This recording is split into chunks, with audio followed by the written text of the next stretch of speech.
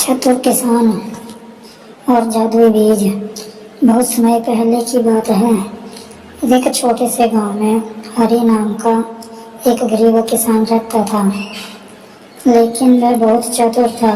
हरि के पास बस एक छोटा सा खेत था और कुछ गायें। वह मेहनती था, लेकिन मौसम की मार और बाजार की चालाकियों की वजह से ज्यादा मुनाफा नहीं कमा पाता था। एक दिन जब हरि बाजार से लौट रहा था, तो उसने रास्ते में एक बूढ़ा साधु मिला। साधु ने हरि से कहा, बेटा तुम बहुत थके हुए लग रहे हो, क्या तुम मेरी थोड़ी मदद कर सकते हो?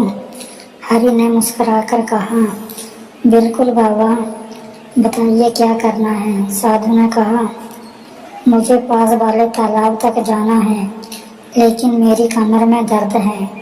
हरि ने झटपट साधु को सहारा दिया और तालाब तक पहुंचा दिया।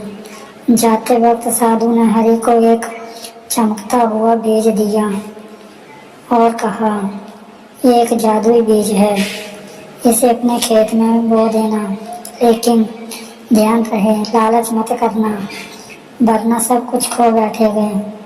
हरि हैरान था, लेकिन उसने साधु को धन्यवाद दिया और घर चला गया। अगले दिन उसने वह बीज अपने खेत के बीचों बीच बो दिया।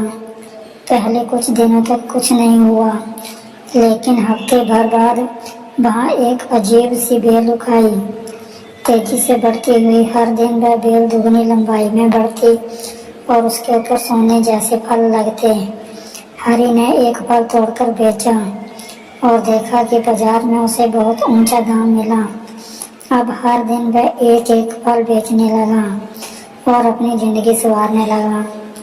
गांव के लोग हैरान थे कि हरि अचानक इतना अमीर कैसे हो गया, पर साथ ही कुछ लालची किसान और उसकी जादुई बेल चुराने की कोशिश करने लगे। हरि ने बेल के चारों तरफ बाड़ लगवा दी और सावधानी से उनकी देखभाल करने लगा। लेकिन धीरे धीरे हरि को लालच होने लगा, क्यों न मैं एक साथ सारे फल तोड़ लूं और शहर जाकर बेच दूं। उसने सोचा। उसे साधु की चेतावनी याद आई, लेकिन उसने नजरअंदाज कर दिया। अगली सुबह हरि ने पूरी बेल को काट दिया और सारे फल इकट्ठे कर लिए, पर जैसे ही उसने बेल को काटा, खेत में जोर की बिजली चमकी और एक तेज आवाज आई, तूने लालच किया, जादू अब चला गया। हरि के सारे फल पत्थर में बदल गए और खेत बंजर हो गया। हरि बेहद दुखी हुआ, वह दिन रात पछताने लगा।